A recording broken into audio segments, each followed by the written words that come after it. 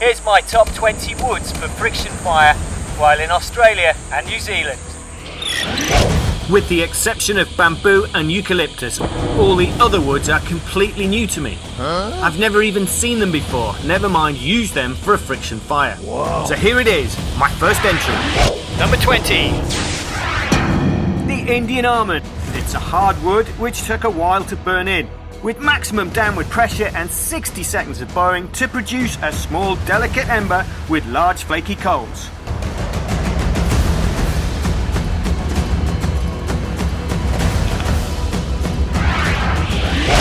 Number 19.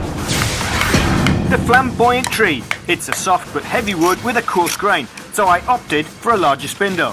The burn-in looked great, but it did take 2 attempts to create a massive, strong ember.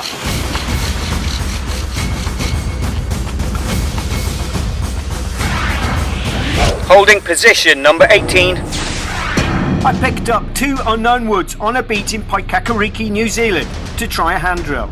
The woods were soft and light. It worked well off camera, so I wanted to film it. It took me 2 attempts to build up enough fine coals. The ember was large and robust.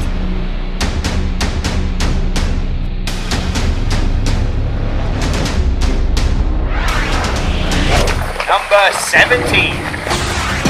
I fashioned a bearing block from beer and wine tops to use on this European white elm wood. It's a hard wood with a coarse grain. It looked and felt suitable while I prepared the set, so I gave it a go, applying lots of pressure with the small bottle-topped bearing block. The coals were large and flaky, which made for a delicate small ember.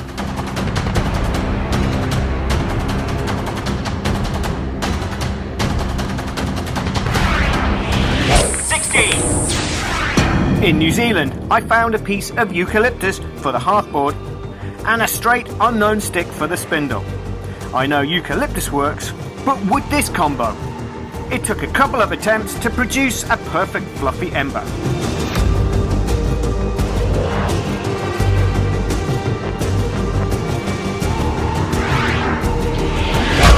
And now for something different. The fails. 10. The Aboriginal fire saw method with split palm and bamboo for the saw. I've never tried this technique, so it'll be a miracle if I can succeed first time. Well, just as I suspected. Oh no! No ember. 9. This is a classic hand drill disaster. I didn't realise at the time, but it's obvious now, watching the footage, what's about to happen. Oh no! Never place a socket on the other side of a socket. 8. Palm into palm bow drill. The material looked and felt like it would work. Soft and fibrous.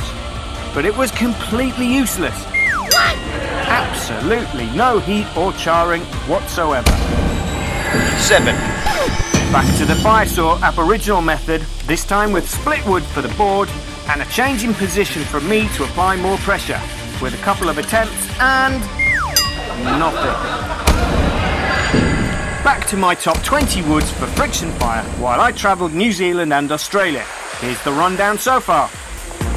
In at 20, the Indian almond. At 19, the flamboyant tree. Holding at 18, beachcomb wood for the hand drill. Straight in at 17, the European white elm. Slipping back to 16, eucalyptus and unknown spindle. 15. Blush macaranga is a light, soft and close-grained wood. This piece had a large hollow centre and even a small colony of ants living in the halfboard. Whoa!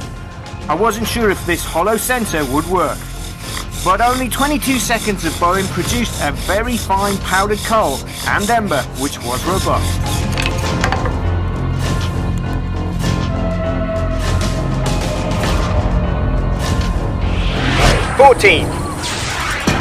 Back to palm frond, but this time with a Moreton Bay fig spindle. Having failed with palm on a few occasions, I was surprised to see how quickly it worked with a wooden spindle to create a medium-sized ember which was robust.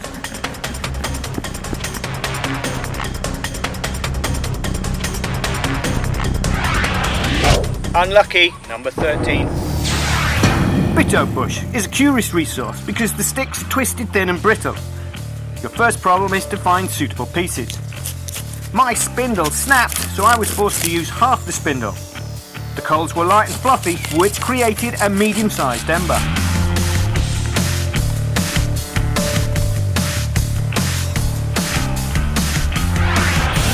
Number 12. London plane tree, a species planted in towns and cities, and it's London's most common tree. It's hard, close-grained, and with lots of downward pressure on my second attempt produced loads of coals to make a massive strong ember.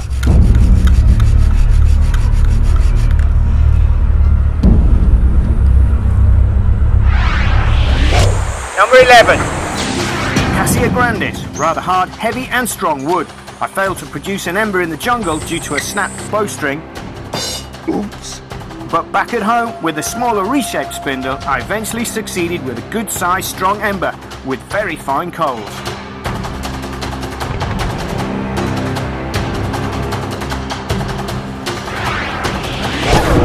We interrupt this broadcast with 3 more failed friction fires. 6. Unknown palm for a hand drill. I really wanted this to work because you can find dead fronds everywhere. Even after several attempts and blisters, nothing, at least not for me. 5. Third time unlucky for the aboriginal fire saw method, this time with Gymea lily. Even after many attempts and position changes to maximise pressure, nothing. 4. Operator error with this Australian pine bow drill. I knew the wood was split, but I carried on regardless. Next time, I won't waste my calories. Coming up in part 2, a lighter, a flower store, and the top 10 with my number 1 wood for fire by friction while I travelled Australia and New Zealand.